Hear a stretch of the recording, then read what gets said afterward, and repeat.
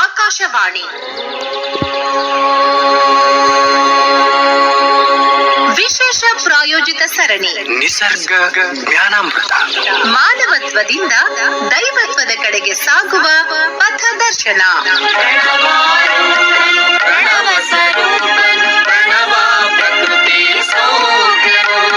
ಪ್ರಾಯೋಜಕರು ವೈದ್ಯ ಸಂಗಣ್ಣ ಯೋಗ ಮತ್ತು ನಿಸರ್ಗೋಪಚಾರ ಕೇಂದ್ರ, ಶ್ರೀ ಗುರು ಬಸವ ಮಹಾಮನೆ, ಮನಗುಂಡಿ, ಧಾರವಾಡ. ನಿಸರ್ಗ ಜ್ಞಾನಾಮೃತ. ಪ್ರಣವ ಷಡಂಗ ಸಮರಸ ನಮ್ಮ ಕೂಡಲ ಸಂಗಮ ದೇವರು. ಈ ಕಾರ್ಯಕ್ರಮಕ್ಕೆ ಶುಭಾಶಯ ಕೋರುತ್ತಾರೆ ಡಾಕ್ಟರ್ PL ಪಾಟೀಲ್, ಕುಲಪತಿಗಳು, ಕೃಷಿ ವಿಶ್ವವಿದ್ಯಾಲಯ, ಧಾರವಾಡ.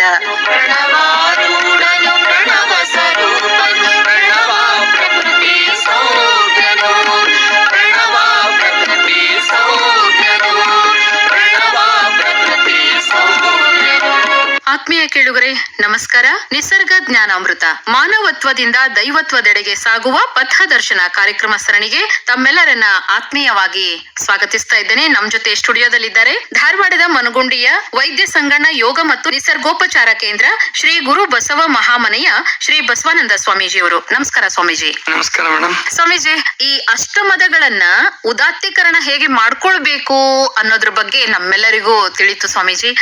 ಇನ್ನು ಅರಿಷಡ್ ವರ್ಗಗಳ ಕೊನೆಯ ಹಂತ ಮತ್ಸರ, ಹೊಟ್ಟೆ ಕಿಚ್ಚು, ಇದ್ರ ಬಗ್ಗೆ ನಾವು ಈಗ ವಿಷಯಗಳನ್ನ ತಿಳಿದುಕೊಳ್ಳೋಣ. ಏನಂತೀರಿ? ಇದು ಎಲ್ರಿಗೂ ಪರಿಚಯ ಇರುತ್ತೆ, ಆದ್ರೆ ಕಷ್ಟ ಏನಪ್ಪಾ ಅಂದ್ರೆ ಇದನ್ನ ಹೆಂಗ್ ಗೆಲ್ಲೋದಂತ. ಮೊದ್ಲು ಹೊಟ್ಟೆ ಕಿಚ್ಚು ಅಂದ್ರೆ ಏನು ಅಂತ ಗೊತ್ತಾಗ್ಬಿಡ್ಲಿ. ಕಿಚ್ಚು ಅಂದ್ರೆ ನಿಮ್ಗೆಲ್ಲ ಗೊತ್ತು. ಹೌದು. ಕಿಚ್ಚು ಅಂದ್ರೆ ಬೆಂಕಿ. ಈ ಹೊಟ್ಟೆಯಲ್ಲಿ ಎರಡು ಪ್ರಕಾರದ ಕಿಚ್ಚು ಹುಟ್ಟುತ್ತೆ. ಒಂದು ಹಸಿವಿನ ಕಿಚ್ಚು, ಅದಕ್ಕೆ ಊಟ ಕೊಟ್ರೆ ಸಮಾಧಾನ ಆಗ್ಬಿಡುತ್ತೆ. ಹೌದು. ಹಸಿವಾದಾಗ ಏನಾದ್ರೂ ಒಂದು ಆಹಾರ ಪದಾರ್ಥವನ್ನು ಕೊಟ್ಬಿಟ್ರೆ ಸಮಾಧಾನ ಆಗ್ಬಿಡುತ್ತೆ. ಇನ್ನೊಂದು ಕಿಚ್ಚು ಹುಟ್ಟುತ್ತೆ, ಅದು ಅಸೂಯ ಕಿಚ್ಚು. ಅದು ಏನ್ ಕೊಟ್ರು ಸಮಾಧಾನ ಆಗಲ್ಲ, ಸಮಾಧಾನ ಆಗೋದಿಲ್ಲ, ಎಷ್ಟಿದ್ರು ತೃಪ್ತಿ ಇಲ್ಲ. ಮತ್ತೆ ಇನ್ನೊಬ್ರದ್ದು ನೋಡಿ ನಾನು ಹೊಟ್ಟೆ ಹುರ್ಕೊಳ್ಳೋದು, ನನಗಿಲ್ಲದನ್ನು ಬೇರೆಯವ್ರಿಗೆ ಇರೋದನ್ನ ನೋಡ್ಬಿಟ್ಟು ಹೊಟ್ಟೆ ಕಿಚ್ಚು ಪಡೋದು, ಇದು ಕೂಡ ಒಂದು ಹುಟ್ಟು ಗುಣನೇ. ಇದಕ್ಕೆ ಚನ್ನಬಸವಣ್ಣವ್ರು ಏನ್ ಸೂತ್ರ ಕೊಡ್ತಾರಪ್ಪ ಅಂದ್ರೆ, ಮತ್ಸರ ಬೇಕು ಹೊನ್ನು ಹೆಣ್ಣು ಮಣ್ಣಿನಲ್ಲಿ, ಮತ್ಸರ ಬೇಡ ಸಕಲ ಜೀವಿಗಳಲ್ಲಿ. ಅಂದ್ರೆ ಹೊಟ್ಟೆ ಕಿಚ್ಚು ಮಾಡ್ಬೇಕಂತ ಯಾವ್ದ್ರಲ್ಲಿ ಅಂದ್ರೆ ಹೊನ್ನು ಹೆಣ್ಣು ಮಣ್ಣು. ಇಲ್ಲಿ ಹೆಣ್ಣು ಅಂತಂದ್ರೆ ಹೆಣ್ಣು ಮಕ್ಕಳು ಅಲ್ಲ, ನಮ್ಮನ್ನ ದಾರಿ ತಪ್ಪಿಸುವಂತಹ ವ್ಯವಸ್ಥೆ ಅಥವಾ ಕಾಮ, ಅದ್ರ ಬಗ್ಗೆ ನಮಗೆ ಹೊಟ್ಟೆ ಕಿಚ್ಚಿರ್ಲಿ, ಅದರಿಂದ ಹೊಟ್ಟೆ ಕಿಚ್ಚು ಮಾಡ್ಕೊಂಡು ದೂರ ಹೋಗೋದಷ್ಟೇ. ಆ ವಾತಾವರಣದಿಂದ ದೂರ ಹೋಗೋದು ಅಥವಾ ಆ ವಾತಾವರಣ ಬದಲಾಯಿಸೋದು, ಎರಡನ್ನ ನಾವು ಮಾಡಿದ್ರೆ ಹೆಣ್ಣು ಮಕ್ಕಳ ಮೇಲೆ ಹೊಟ್ಟೆ ಕಿಚ್ಚು ಮಾಡೋದಲ್ಲ ಅಥವಾ ಗಂಡು ಮಕ್ಳ ಮೇಲೆ ಹೊಟ್ಟೆ ಕಿಚ್ಚು ಮಾಡೋದಲ್ಲ. ಸಕಲ ಜೀವಿಗಳಲ್ಲಿ ಮತ್ಸರ ಇರಬಾರ್ದು ಅಂದ್ಬಿಟ್ರು. ಸಕಲ ಜೀವಿಗಳನ್ನು ಕೂಡ ಪ್ರೀತಿಸೋದು, ಅಂದ್ರೆ ಎಲ್ಲರೂ ನನ್ನಂತೆ. ಈಗ ಸಾಮಾನ್ಯವಾಗಿ ವಿದ್ಯಾರ್ಥಿಗಳಿಗೆ ಹೇಳ್ಬೋದು, PUC ರಿಸಲ್ಟ್ ಆಯ್ತು, ಆವಾಗ ಏನಪ್ಪಾ ನನ್ನ ಗೆಳೆಯ ತುಂಬಾ ಚೆನ್ನಾಗಿ ತಗೊಂಡ್ ಪಾಸ್ ಆಗ್ಬಿಟ್ಟಿದ್ದಾನೆ, ನಂದು 2% ಕಡಿಮೆ ಆಗಿದೆ, ಅವನ್ 97 ಆಗಿದೆ, ನಾನ್ 95 ಆಗ್ಬಿಟ್ಟಿದೆ. ಆವಾಗ ನನ್ 95 ಆಗಿರೋದಕ್ ನನಗ್ ಖುಷಿ ಇಲ್ಲ, ಅವನ್ 97 ಆಗ್ಬಿಡ್ತಲ್ಲ ಅದು ದುಃಖ. ಅವನ್ದೇನಾದ್ರು 94 ಆಗಿದ್ರು ನನಗ್ ಖುಷಿ. ಹಂಗೆ ಕಡಿಮೆ ಆದಾಗ ಅವನಿಗೆ ಖುಷಿ, ಹೆಚ್ಚಾಯ್ತು ಅಂದ್ರೆ ಖುಷಿ ಇಲ್ಲ. ಆದ್ರೆ ನಿಜವಾಗಿ ಧರ್ಮ ಅಥವಾ ಉದಾರ ಭಾವ ನಮಗೇನ್ ಕಲಿಸುತ್ತೆ ಅಂದ್ರೆ, ನನ್ ಗೆಳೆಯ ಬಂದ್ರೆ ನಾನೇ ಬಂದಷ್ಟು ಸಂತೋಷ ಪಡೋದು, ಪರವಾಗಿಲ್ಲ ನನ್ ಗೆಳೆಯ ತಾನೇ, ನಾನು ಮಾಡಿದ್ರು ಅಷ್ಟೇ ಅವನ್ ಮಾಡಿದ್ರು ಅಷ್ಟೇ ಅನ್ನುವಂತ ಮನೋಭಾವನೆ ಬಂದ್ರೆ ಹೊಟ್ಟೆ ಕಿಚ್ಚು ಕಡಿಮೆ ಆಗುತ್ತೆ. ಇಲ್ದೆ ಹೋದ್ರೆ ಹೊಟ್ಟೆ ಕಿಚ್ಚು ತುಂಬಾ ಹಿಂಸೆ ಕೊಡುತ್ತೆ. ಕೆಲವು ಸಾರಿ ಇಂತೂ ಗೆಳೆಯರದ್ದಂತೂ ಹೊರಗಡೆನವ್ರಾದ್ರವ್ರು ಎಷ್ಟೋ ಸಾರಿ ಏನಾಗುತ್ತೆ ಅಂತಂದ್ರೆ, ಸ್ವಂತ ಅಕ್ಕ ತಂಗಿರು ಅವ್ರು ಏನೋ ಓದೋದ್ರಲ್ಲೋ ಅಥವಾ ಕಲಿಯೋದ್ರಲ್ಲೋ ಕಲೆನಲ್ಲೋ ಅವ್ರು ಒಬ್ರಿಗಿಂತ ಒಬ್ರು ಮುಂದೆ ಹೋಗುವಾಗ ಅವರಲ್ಲೇ ಹೊಟ್ಟೆ ಕಿಚ್ಚು ಆಗ್ಬಹುದು. ಆಗ್ಬಾರ್ದು. ಮತ್ತು ತಾಯಿ ತಂದೆಗಳು ಕೂಡ ನಾವು ಸೂಕ್ಷ್ಮವಾಗಿ, ಅಂದ್ರೆ ಈಗ ಇಬ್ಬಿಬ್ರೆ ಮಕ್ಳಿರ್ತಾರೆ, ಒಬ್ಬೊಬ್ಬರೇ ಮಕ್ಳಿರ್ತಾರೆ, ಹೊಟ್ಟೆ ಕಿಚ್ಚು ಮಾಡಕ್ ಆಗಲ್ಲ. ಜಾಸ್ತಿ ಜನ ಮಕ್ಳು ಇರ್ತಿದ್ರಲ್ಲ ಹಿಂದೆ, ಅಲ್ಲಿ ಸ್ವಲ್ಪ ಅವರಲ್ಲೂ ಹೊಟ್ಟೆ ಕಿಚ್ಚು ಕಂಡ್ಬಿಡೋದು. ಒಬ್ಬ ಹುಡುಗ ಬಹಳ ಚೆನ್ನಾಗಿ ಓದ್ತಾನೆ, ಇವನ್ ಬರೀ ವ್ಯವಸಾಯಕ್ಕೆ ಇವನ್ ದನ ಕಾಯವನು, ಇವನು ಉಪಯೋಗ ಇಲ್ಲ ದಡ್ಡ, ಈ ಭಾವ ಬಂದಾಗ ಅಲ್ಲಿ ಅಸೂಯೆ ಮನೋಭಾವನೆ ಬಂದ್ಬಿಡುತ್ತೆ. ಅಲ್ಲ, ಇವನು ಜಾಣನಿದ್ದಿದ್ರೆ ದನ ಕಾಯೋರು ಯಾರು? ಇವನು ಆ ಕೆಲಸನೂ ಮಾಡ್ಬೇಕಲ್ಲ. ಹೌದು. ಅದೇ ನಾನು ಮೇಲಿಂದ ಮೇಲೆ ಹೇಳ್ತಿರ್ತೀನಿ, ಹಾಲು ತುಪ್ಪ ಮೊಸರು ಬೆಣ್ಣೆ ಎಲ್ರಿಗೂ ಬೇಕು, ಆ ದನ ಕಾಯ್ದು ಮಾತ್ರ ಯಾರಿಗೂ ಬೇಡ. ಅದಕ್ಕೆ ನಮ್ಮ ಹಿರಿಯರು ಏನ್ ಮಾಡಿದಾರೆ ಅಂದ್ರೆ ದೇವತಾ ಮನುಷ್ಯರ ಕೈಲಿ ದನ ಕಾಯಿಸ್ಬಿಟ್ಟಿದ್ದಾರೆ ಕೃಷ್ಣ. ಆಮೇಲೆ ಪಶುಪತಿ ಶಿವನಿಗೂ ಕೂಡ ಶಿವನ್ ಸುತ್ತ ಪಶುಗಳಿದಾವೆ. ಈ ಸಿಂಧು ಬಯಲು ನಾಗರಿಕತೆ ಒಳಗೆ ನೀವು ಚಿತ್ರವನ್ನು ನೋಡಿದ್ರೆ ಪಶುಗಳೇ ಇದಾವೆ ಸುತ್ತಮುತ್ತ. ಇವ್ ಮರದ ಕೆಳಗಡೆ ಕೂತಿದ್ದಾನೆ. ಆಮೇಲೆ ನಮ್ಮ ಪ್ರಸಿದ್ಧವಾದ ಹಾಡು ಧರಣಿ ಮಂಡಲ ಮಧ್ಯದೊಳಗೆ, ಅವನು ಕಾಳಿಂಗ ಅನ್ನುವಂತ ಗೊಲ್ಲ. ಒಟ್ಟಾರೆಯಾಗಿ ನ್ಯಾಯಯುತವಾಗಿ ನಾವು ಯಾವುದೇ ಕೆಲಸ ಮಾಡಿದ್ರು ಅದು ಯಾವ್ದು ಕೀಳಲ್ಲ.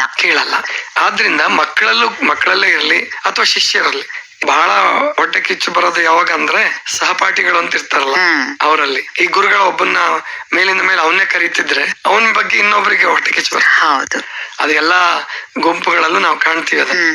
ಇದು ಕೇವಲ ಮನುಷ್ಯರಿಗೆ ಇರುತ್ತೆ ಅಂತಲ್ಲ, ಪ್ರಾಣಿಗಳಲ್ಲೂ ಕೂಡ ಇದೆ. ಅದು ಹುಟ್ಟು ಗುಣಗಳೇನಿದಾವಲ್ಲ ಮನುಷ್ಯನಿಗೂ ಪ್ರಾಣಿಗೂ ಸಮಾನನೇ ಇರ್ತವೆ, ಅವು ವ್ಯತ್ಯಾಸ ಆಗಲ್ಲ. ಅದಕ್ಕೆ ಈ ಹೊಟ್ಟೆ ಕಿಚ್ಚು ಅನ್ನುವಂತದ್ದೇನಿದೆ ಇದನ್ನ ಪರಿವರ್ತನೆ ಮಾಡ್ಕೊಳ್ಳೋದು ಬಹಳ ಮುಖ್ಯವಾದದ್ದು. ಅದಕ್ಕೆ ಅಗತ್ಯವಾಗಿ ಬೇಕಾದ್ರೆ ಎಲ್ಲರನ್ನು ತನ್ನಂತೆ ಕಾಣೋದು. ಸರ್ವಜ್ಞನ ವಚನ ಬರ್ತದೆ, ಏನು ಅನ್ನವನ್ನು ಇಕ್ಕುವುದು ನನ್ನಿಯನ್ನು ನುಡಿಯುವುದು ತನ್ನಂತೆ ಪರರ ಬಗೆದಡೆ ಕೈಲಾಸ ಸರ್ವಜ್ಞ.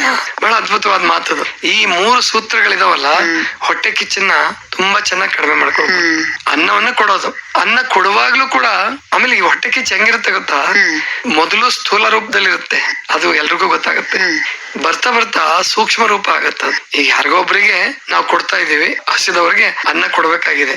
ಸುಮ್ನೆ ಭಿಕ್ಷೆ ಅಂತ ಕೊಟ್ಟು ಕಳ್ಸೋದ್ ಬೇರೆ, ಅದೇ ಹೊಟ್ಟೆ ತುಂಬಾ ಕೊಡೋದ್ ಬೇರೆ. ಅವಾಗ ಕೆಲವರು ಹೊಟ್ಟೆ ಕಿಚ್ಚು ಸ್ವಲ್ಪ ಕಡಿಮೆ ಮಾಡ್ಕೊಂಡಿರ್ತಾರೆ, ಭಿಕ್ಷೆ ಕೊಟ್ಟು ಕಳ್ಸು. ಅದೇ ಅವ್ರ ಶ್ರೀಮತಿನೋ ಅವ್ರ ತಾಯಿನೋ, ಸಾಮಾನ್ಯ ತಾಯಿ ಅಂದ್ರೆ ಭಿಕ್ಷೆ ನೀಡೋದು, ಅವ್ರೇನಾದ್ರು ಸ್ವಲ್ಪ ಜಾಸ್ತಿ ನೀಡ್ತಿದ್ರೆ ಅಲ್ಲೂ ಕರುಬತನ ತೋರಿಸ್ಬಿಡ್ತಾರೆ. ಅಷ್ಟಾಗಿ ಕೊಡ್ಲಿಕ್ಕತ್ತೀನಿ, ಏನು ಮನೆ ಹಾಳು ಮಾಡ್ಬೇಕಂತ ಮಾಡಿ ಏನು ಮನೇನ್ ಹಾಳಾಗಲ್ಲ ಅಂದ್ರೆ ಅಲ್ಲೇನು ಅವನ್ ಕೊಟ್ರೆ ಪರವಾಗಿಲ್ಲ. ಅದೇ ಹೆಂಡತಿ ಅಥವಾ ತಾಯಿ ಕೊಟ್ರೆ, ಮಗಳು ಕೊಟ್ರೆ ಅಥವಾ ತಮ್ಮ ಅಣ್ಣ ಕೊಟ್ರೆ ಅವಾಗ ನಮಗೇನು ಅಂತಾರೆ ಕಸಿವಿಸಿ ಶುರು ಆಗತ್ತಲ್ಲ. ಇದು ಕೂಡ ಸೂಕ್ಷ್ಮ ಹೊಟ್ಟೆ ಕಿಚ್ಚಿದು. ಅವ್ರಿಗೆ ಹೊಗಳ್ತಾರೆ, ಕ್ರೆಡಿಟ್ ಅವ್ರಿಗೆ ಹೋಗ್ಬಿಡುತ್ತೆ, ನನಗ್ ಬರಲ್ಲ. ಎಷ್ಟು ಸೂಕ್ಷ್ಮ ಇರ್ತದೆ ಇದು ಅಂದ್ರೆ, ಇದನ್ನ ನಾವು ಕಂಡು ಹಿಡ್ಕೊಂಡು ನಾವು ಏನ್ ಬದಲಾಯಿಸ್ಕೊಳ್ತೀವಲ್ಲ, ಇದು ಬಹಳ ಮುಖ್ಯ ಹೊಟ್ಟೆ ಕಿಚ್ಚನ್ನು ಕಡಿಮೆ ಮಾಡ್ಕೊಳ್ಳೋದಕ್ಕೆ. ಅದಕ್ಕೆ ಸರ್ವಜ್ಞನ ಈ 3 ಸೂತ್ರಗಳಿದಾವಲ್ಲ, ಅನ್ನವನ್ನು ಇಕ್ಕುವುದು, ನನ್ನಿಯನ್ನು ನುಡಿಯುವುದು. ನನ್ನಿ ಅಂದ್ರೆ ಸತ್ಯ ಮಾತಾಡೋದು. ಸತ್ಯ ಮಾತಾಡೋದ್ರಲ್ಲಿ ಹೊಟ್ಟೆ ಕಿಚ್ಚು ಬಹಳ ಚೆನ್ನಾಗಿ ಕಡಿಮೆ ಆಗುತ್ತೆ. ಯಾಕಂದ್ರೆ ಅಲ್ಲಿ ಹೊಟ್ಟೆ ಒಳಗೆ ಏನು ತುಂಬಿಟ್ಕೊಳ್ಳಲ್ಲ ಅವನು. ಹೌದು, ಒಳಗೊಂದು ಹೊರಗೊಂದು ಇಟ್ಕೊಳ್ಳಲ್ಲ, ಇರೋದೆಲ್ಲ ನೇರವಾಗಿ ಮಾತಾಡ್ತಾನೆ. ಆವಾಗ ಅವನು ಸ್ವಲ್ಪ ಬೇರೆಯವ್ರ ಹತ್ರ ಕೆಟ್ಟವನಂತಾನು ಅನ್ನಿಸ್ಕೊಳ್ಬಹುದು, ಏನಪ್ಪಾ ಇಷ್ಟು ನಿಷ್ಠುರವಾದಿ ಅನ್ನಿಸ್ಕೊಳ್ಳಬಹುದು. ಆದ್ರೆ ಅವನಿಗೆ ಒಳ್ಳೆ ನಿದ್ದೆ ಬರುತ್ತೆ, ಸಮಾಧಾನ ಇರುತ್ತೆ, ಹೊಟ್ಟೆ ಕಿಚ್ಚಿರೋದಿಲ್ಲ. ತನ್ನಂತೆ ಪರರ ಬಗೆದಡೆ ಕೈಲಾಸ ಭಿನ್ನಾಣವಕ್ಕೂ ಸರ್ವಜ್ಞ. ತನ್ನಂತೆ ಪರರ ಬಗೆಯೋದಿದೆಯಲ್ಲ ದೊಡ್ಡ ಸಿದ್ಧಿ ಇದು. ಅಂದ್ರೆ ನನಗೆ ಬೇರೆಯವರು ಏನು ಮಾಡ್ಬೇಕು ಅಂತ ನಾನ್ ಬಯಸ್ತೀನೋ, ಅಂದ್ರೆ ನನಗೆ ಗೌರವ ಕೊಡ್ಬೇಕು, ನನಗ್ ಸನ್ಮಾನ ಮಾಡ್ಬೇಕು, ಆಮೇಲಿಂದ ನನಗೆಲ್ರು ಹೊಗಳಬೇಕು, ಅದನ್ನ ನಾನು ಪ್ರೀತಿಸ್ಬೇಕು, ನನ್ನ ಚಲೋತ್ನಂಗ್ ಕಾಣ್ಬೇಕು ಅಂತ ನಾನ್ ಬಯಸುವಾಗ ನಾನ್ ಬೇರೆಯವ್ರಿಗೆ ಅದು ಕೊಟ್ರೆ ಬರುತ್ತೆ. ಹೌದು. ಅದಕ್ಕೆ ಇಂಗ್ಲಿಷ್ ಅಲ್ಲಿ ಒಂದ್ ಮಾತು ಬರುತ್ತೆ, ಎಲ್ಲ ಗೊತ್ತಿರುತ್ತೆ, give the respect and take the respect. ಮೊದ್ಲು ಗಿವ್ ಆಮೇಲೆ ಟೇಕ್. ನಾವ್ ಹಂಗ್ ಮಾಡಲ್ಲ, ಮೊದ್ಲು ಟೇಕ್ ಅಂದ್ರೆ ಮೊದ್ಲು ನನಗ್ ಬರ್ಲಿ ಆಮೇಲೆ ಕೊಡೋಣ. ಅದಕ್ಕೆ ಎಷ್ಟೋ ಜನ ಕೊಡೋದು ಇಲ್ಲ. ಕೆಲವೊಂದ್ ಸರ್ತಿ ಅದು ಟೇಕ್ ಆಗಿರುತ್ತೆ, ಅದ್ರ ಗಿವ್ ಇರೋದೇ ಇಲ್ಲ. ಆವಾಗ ಅವರು ದುಃಖಿಗಳಾಗ್ತಾರೆ. ಆಮೇಲೆ ಈ ಹೊಟ್ಟೆ ಕಿಚ್ಚಿನ ದೂರದ ಪರಿಣಾಮ ಏನಪ್ಪಾ ಅಂದ್ರೆ ಗ್ಯಾಸ್ಟ್ರಿಕ್ ಪ್ರಾಬ್ಲಮ್. ಅಂದ್ರೆ ಒಬ್ರ ಬಗ್ಗೆ ಕಹಿ ಮನೋಭಾವನೆ ಬಂತಂದ್ರೆ ನಮ್ಮ ಹಾರ್ಮೋನ್ಸ್ ಕೂಡ ವ್ಯತ್ಯಾಸ ಆಗತ್ತೆ. ನಮ್ಮಲ್ಲೇನು ಆ ಸಂತೋಷದ ಸ್ರವಿಕೆ, ಸಂತೋಷವನ್ನ ಉಂಟು ಮಾಡ್ತಕ್ಕಂತ ರಸಗಳು, ಹಾರ್ಮೋನ್ಸ್ ಅಂತ ಕರಿತೀರಿ, ಅವುಗಳ ಸ್ರವಿಕೆ ಆಗೋದಿಲ್ಲ ಅವಾಗ ಹೊಟ್ಟೆ ಕಿಚ್ಚಿದ್ದಾಗ. ಹೊಟ್ಟೆ ಕಿಚ್ಚಿಲ್ದೆ ಹೋದ್ರೆ ಅವು, ಈಗ ಯಾರೊಬ್ರು ತುಂಬಾ ಚೆನ್ನಾಗಿ ಪರ್ಫಾರ್ಮೆನ್ಸ್ ಮಾಡಿದ್ರು, ನಾವ್ ಅವ್ರಿಗೆ ಹೃದಯ ಪೂರ್ವಕವಾಗಿ ಅವ್ರನ್ನ ಅಭಿನಂದಿಸ್ಬಿಟ್ರೆ ನಮಗೂ ಸಂತೋಷ ಆಗ್ತಿರುತ್ತೆ. ಅವಾಗ ನಮ್ಮಲ್ಲಿ ಸ್ಟ್ರೆಸ್ ಕಡಿಮೆ ಆಗುತ್ತೆ, ಡಿಪ್ರೆಷನ್ ಕಡಿಮೆ ಆಗುತ್ತೆ. ಅಂದ್ರೆ ಹೊಟ್ಟೆ ಕಿಚ್ಚು ಮನಸ್ಸಿನ ಮೇಲೂ ಕೂಡ ಪರಿಣಾಮ ಮಾಡಿ ಒಬ್ಬ ಮನುಷ್ಯನನ್ನ ಸಂಕುಚಿತ ಜೀವಿಯನ್ನಾಗಿ ಅಥವಾ ಮಾನಸಿಕ ರೋಗಿಯನ್ನಾಗಿ ಮಾಡುವ ಸಾಧ್ಯತೆ ಕೂಡ ಇರುತ್ತೆ. ಆದ್ರಿಂದ ಹೊಟ್ಟೆ ಕಿಚ್ಚು ಯಾರ ಮೇಲೂ ಬೇಡ, ಎಲ್ಲರನ್ನೂ ಪ್ರೀತಿಸೋದು, ಎಲ್ಲರನ್ನೂ ತನ್ನಂತೆ ಕಾಣೋದು. ಮತ್ತು ಯಾಕೆ ಆತರ ಕಾಣ್ಬೇಕಪ್ಪ ಅಂದ್ರೆ ಎಲ್ಲರೂ ದೇವರ ಅಂಶಗಳೇ. ಪರಮಾತ್ಮನ ಅಂಶ ಇದು ನನ್ನಲ್ಲಿದೆ ಅಂದ್ರೆ ನಿಮ್ಮಲ್ಲೂ ಇದೆ, ಎಲ್ಲರಲ್ಲೂ ಇದೆ, ನನ್ನ ವೈರಿಯಲ್ಲೂ ಕೂಡ ಇದೆ. ಆದ್ರಿಂದ ಎಲ್ಲಾ ಶರಣರು, ದಾಸರು, ಸಂತರು ಹೇಳೋದೇನಪ್ಪಾ ಅಂದ್ರೆ ಅವರು ಉಲ್ಟಾ ಹೇಳ್ತಾರೆ. ಸಿದ್ದರಾಮ ಶಿವಗಳಂತೂ ಏನ್ ಹೇಳ್ತಾರಂದ್ರೆ, ಯಾರು ಏನೇ ಅಂದ್ರು ಓರಂತಿಪ್ಪುದೇ ಸಮತೆ, ಆರು ಸ್ತೋತ್ರವ ಮಾಡಿದ್ರೆ ಅವರು ನನ್ನ ಜನ್ಮದ ಹಗೆಗಳೆಂಬುದೇ ಸಮತೆ, ಯಾರಾದ್ರೂ ಬೈದ್ರೆ ಅವರೇ ನಮ್ಮ ಬಂಧುಗಳು ಅನ್ಬೇಕಂತ ಅನ್ನುವಂತ ಮಾತನ್ನ ಸಿದ್ದರಾಮೇಶ್ವರರು ಹೇಳ್ತಾರೆ. ಆದ್ರಿಂದ ಹೊಟ್ಟೆ ಕಿಚ್ಚನ್ನ ನಾವು ನಿವಾರಿಸ್ಕೊಳ್ಳೋದಕ್ಕಿರುವ ಏಕೈಕ ಉಪಾಯ ಅಂದ್ರೆ ವಿಶಾಲ ಮನೋಭಾವನೆ, ಎಲ್ಲರನ್ನು ತನ್ನಂತೆ ಬಗೆಯುವುದು. ಕೇಳಿದ್ರಲ್ಲ ಕೇಳುಗರೆ, ಸಕಲ ಜೀವಿಗಳಲ್ಲೂ ಪರಮಾತ್ಮನನ್ನೇ ಕಾಣಬೇಕು ಅನ್ನುವಂಥ ಉದಾರತೆ ನಮ್ಮೆಲ್ಲರಲ್ಲೂ ಬರ್ಬೇಕು ಅನ್ನೋದನ್ನ ಸ್ವಾಮೀಜಿಯವರು ತಿಳಿಸಿದ್ರು. ಈಗ 17ನೇ ಸಂಚಿಕೆಯ ಪ್ರಶ್ನೆಗೆ ಸರಿಯಾಗಿ ಉತ್ತರಿಸಿ ಯಾರು ವಿಜೇತರಾಗಿರಿ ಅಂತ ಹೇಳಿ ನೋಡೋ ಸಮಯ ಈಗ. ಮೊದಲು ಈ ವಾರದ ಪ್ರಶ್ನೆಯನ್ನ ಬರ್ಕೊಳ್ರಿ. ಮತ್ತೆ ಮುಂದಿನ ಕಾರ್ಯಕ್ರಮದಲ್ಲಿ ಭೇಟಿಯಾಗೋಣ ಸ್ವಾಮೀಜಿ. ಕೇಳುಗರೆ ನಮಸ್ಕಾರ. ನಮಸ್ಕಾರ. ಈ ವಾರದ ಪ್ರಶ್ನೆ: ಕೈಲಾಸವನ್ನು ನಿರ್ಮಾಣ ಮಾಡುವುದಕ್ಕಾಗಿ ಸರ್ವಜ್ಞ ಹೇಳಿದಂತಹ ಸೂತ್ರದ ವಚನಗಳಲ್ಲಿ 2 ವಚನಗಳನ್ನು ಬರೆದು ಕಳಿಸಿರಿ. ಪ್ರಶ್ನೆ ಇನ್ನೊಮ್ಮೆ: ಕೈಲಾಸವನ್ನು ನಿರ್ಮಾಣ ಮಾಡುವುದಕ್ಕಾಗಿ ಸರ್ವಜ್ಞ ಹೇಳಿದಂತಹ ಸೂತ್ರದ ವಚನಗಳಲ್ಲಿ 2 ವಚನಗಳನ್ನು ಬರೆದು ಕಳಿಸಿರಿ. ತಮ್ಮ ಉತ್ತರಗಳನ್ನು ಕಳಿಸಲು ವಿಳಾಸ: ಶ್ರೀ ಗುರು ಬಸವ ಮಹಾಮನೆ, ಚನ್ನಯ್ಯನಗಿರಿ, ಮನಗುಂಡಿ, ಧಾರವಾಡ. ಪೋಸ್ಟ್ ಬಾಕ್ಸ್ ಸಂಖ್ಯೆ 1, ಪಿನ್ ಕೋಡ್ ನಂಬರ್ 580007. ತಮ್ಮ ಉತ್ತರಗಳನ್ನು ವಾಟ್ಸ್ಆಪ್ ಸಂಖ್ಯೆ ಮೂಲಕವೂ ಕಳಿಸಬಹುದು. ಸಂಖ್ಯೆ 8073979683. ಕೇಳುಗರೆ, 17ನೇ ಸಂಚಿಕೆಯ ಪ್ರಶ್ನೆ: 3 ರೀತಿಯ ತಪಸ್ಸುಗಳು ಯಾವುವು? ಉತ್ತರ: ಸಾತ್ವಿಕ ತಪಸ್ಸು, ರಾಜಸ ತಪಸ್ಸು ಮತ್ತು ತಾಮಸ ತಪಸ್ಸು.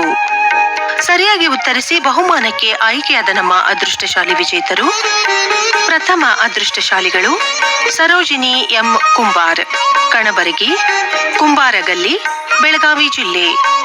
ದ್ವಿತೀಯ ಅದೃಷ್ಟಶಾಲಿ ವಿಜೇತರು ಪ್ರಕಾಶ್ ಎಚ್ ಬೂದಿ, ಕಳಸಾಪುರ, ದಾಸನಹಳ್ಳಿ, ಹೂವಿನಹಡಗಲಿ ತಾಲೂಕು, ವಿಜಯನಗರ ಜಿಲ್ಲೆ. ತೃತೀಯ ಅದೃಷ್ಟಶಾಲಿ ವಿಜೇತರು ಕುಮಾರಿ ಪ್ರಣತಿ ಅಜೂರ್, 5ನೇ ತರಗತಿಯ ವಿದ್ಯಾರ್ಥಿನಿ, ಧಾರವಾಡ. ವಿಜೇತರಿಗೆ ಅಭಿನಂದನೆಗಳು.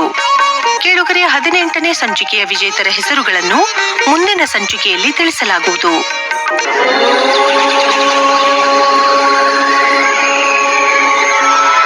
ಇದುವರೆಗೆ ಶ್ರೀ ಗುರು ಬಸವ ಮಹಾಮನೆ ನಿಸರ್ಗ ಜ್ಞಾನಾಮೃತ, ಮಾನವತ್ವದಿಂದ ದೈವತ್ವದ ಕಡೆಗೆ ಸಾಗುವ ಪಥದರ್ಶನ ವಿಶೇಷ ಪ್ರಾಯೋಜಿತ ಸರಣಿ ಕಾರ್ಯಕ್ರಮ ಪ್ರಸಾರವಾಯಿತು. ಭಾಗವಹಿಸಿದ ತಜ್ಞರು ಶ್ರೀ ಬಸವಾನಂದ ಸ್ವಾಮಿಗಳು, ಶ್ರೀ ಗುರು ಬಸವ ಮಹಾಮನೆ, ಮನಗುಂಡಿ, ಧಾರವಾಡ. ಈ ಕಾರ್ಯಕ್ರಮಕ್ಕೆ ಶುಭಾಶಯ ಕೋರುತ್ತಾರೆ ಡಾಕ್ಟರ್ PL ಪಾಟೀಲ್, ಕುಲಪತಿಗಳು, ಕೃಷಿ ವಿಶ್ವವಿದ್ಯಾಲಯ, ಧಾರವಾಡ. ನಿರೂಪಣೆ ಜಿ ಸುರೇಖಾ ಸುರೇಶ್. ಸಂಯೋಜನೆ ಸೋಮಶೇಖರ್ ರೂಳಿ. ನಿರ್ಮಾಣ ನೆರವು ಶೈಲಜಾ ರಾಜ್ಕುಮಾರ್. ನಿರ್ಮಾಣ ಶರಣಬಸವ ಚೋಳೀನ್.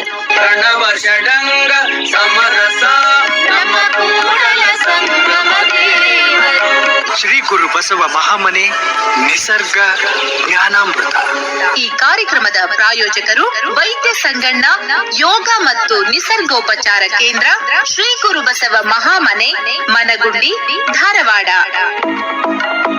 ಒತ್ತಡದ ಜೀವನ, ಕಲಬೆರಕೆ ಆಹಾರ, ವ್ಯಾಯಾಮ ರಹಿತ ಬದುಕು, ವೈಜ್ಞಾನಿಕ ಸಾಧನಗಳ ದುರ್ಬಳಕೆ, ಇವುಗಳಿಂದ ಉಂಟಾದ ಬೊಜ್ಜು, ಮೂಲವ್ಯಾಧಿ, ಅಪೆಂಡಿಕ್ಸ್, ಟಾನ್ಸಿಲೈಟಿಸ್, ಮಧುಮೇಹ, ರಕ್ತದೊತ್ತಡ, ಹೃದ್ರೋಗ, ಮೂತ್ರಕೋಶ, ಪಿತ್ತಕೋಶದಲ್ಲಿ ಕಲ್ಲು, ಮೈಗ್ರೇನ್, ಚರ್ಮ ರೋಗ, ಕ್ಯಾನ್ಸರ್, ಸೋರಿಯಾಸಿಸ್ ಮುಂತಾದ ರೋಗಗಳನ್ನು ಯಾವುದೇ ಮದ್ದುಗಳಿಲ್ಲದೆ ಯೋಗ ಮತ್ತು ನಿಸರ್ಗೋಪಚಾರದಿಂದ ವಾಸಿ ಮಾಡಿಕೊಳ್ಳಲು ಸಂಪರ್ಕಿಸಿ.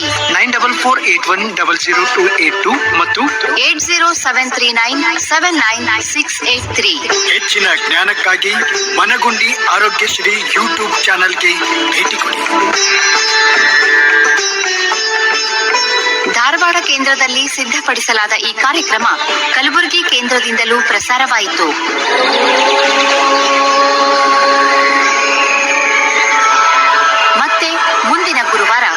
ನಿಸರ್ಗ ಜ್ಞಾನಾಮೃತ.